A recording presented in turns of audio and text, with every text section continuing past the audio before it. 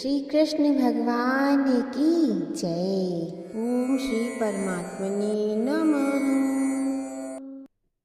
श्रीमद् भगवद गीता के 7वें अध्याय का महात्म्य।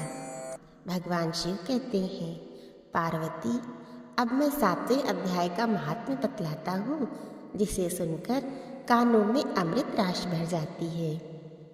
पाटलिपुत्र नामक एक दुर्गम नगर है, जिसका गोपुर अर्थात द्वार बहुत ही ऊंचा है। उस नगर में शंकुकर्ण नामक एक ब्राह्मण रहता था। उसने वैश्यवृत्ति का आश्रय लेकर बहुत धन कमाया, किंतु न तो कभी पितरों का तर्पण किया और न देवताओं का पूजन ही। वह धनोपार्जन में तत्पर होकर राजाओं को ही भोज दिया करता था। एक समय की बात है, उस ब्राह्मण ने अपना चौथा विवाह करने के लिए पुत्रों और बंधुओं के साथ यात्रा की। मार्ग में आधी रात के समय जब वह सो रहा था, एक सर्प ने कहीं से आकर उसकी बाह में काट लिया। ब्राह्मण की ऐसी अवस्था हो गई कि मणि मंत्र और औषधि आदि से उसके शरीर की रक्षा असाध्य जान पड़ी। तत्पश्चात कुछ ही क्षणों में उसके प्राण पखेरु उड़ गए। फिर बहुत समय के बाद वह प्रेत सर्प योनि में उत्पन्न हुआ। उसका चित्त धन की वासना में बंधा था। उसने अपने पूर्व वृत्तांत को स्मरण करके सोचा, मैंने जो घर के बाहर करोड़ों की संख्या में अपना धन गाड़ रखा है, उससे इन पुत्रों को वंचित करके स्वयं ही उसकी रक्षा करूंगा। एक दिन सांप की योनि से पीड़ित होकर पिता ने स्वप्न में अपने पुत्रों के समक्ष आकर अपना मनोभाव बताया। तब उसके निरंकुश पुत्रों ने सवेरे उठकर बड़े विस्मय के साथ एक दूसरे से स्वप्न की बातें कही। उनमें से मझला पुत्र कुदाल हाथ में लेकर घर से निकला और जहाँ उसके पिता सर्प योनि धारण करके रहते थे, उस स्थान पर गया।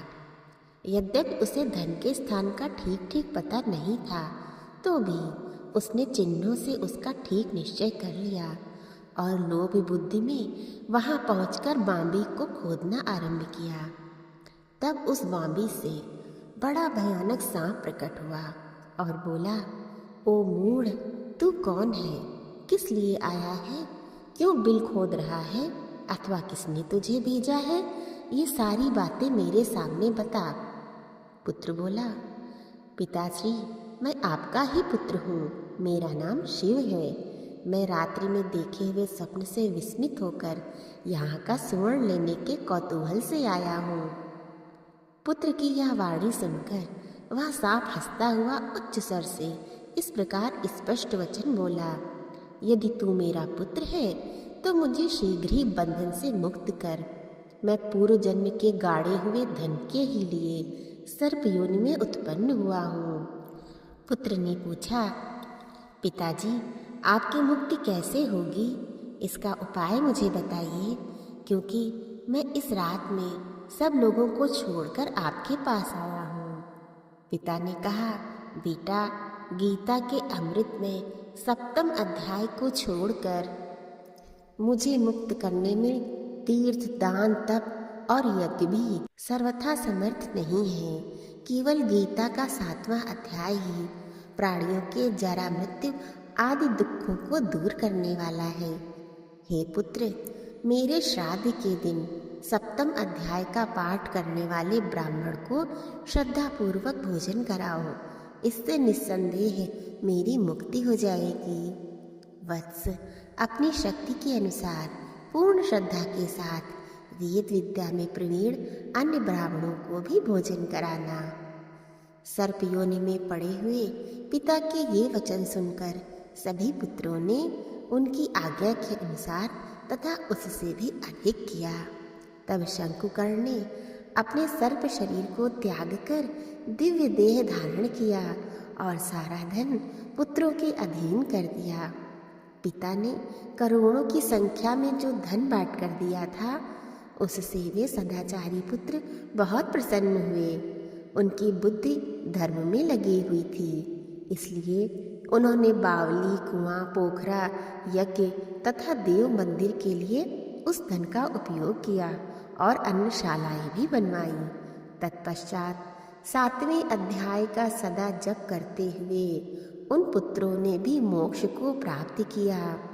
पार्वती, यह तुम्हें 7वें अध्याय का महात्म्य बतलाया है, जिसके श्रवण मात्र से मानव सब पातकों से मुक्त हो जाता है। बोलिए श्री विष्णु भगवान की जय। अथ 7मोऽध्यायः। श्री भगवानुवाच मय्यासक्तमनाः पार्थ योगं युञ्जन्मदाश्रयः असंशयं समग्रं मां यथा ज्ञास्यसि तच्छृणु। ज्ञानं तेऽहं सविज्ञानमिदं वक्ष्याम्यशेषतः यज्ञात्वा नेह भूयो अन्यज्ञातव्यमवशिष्यते।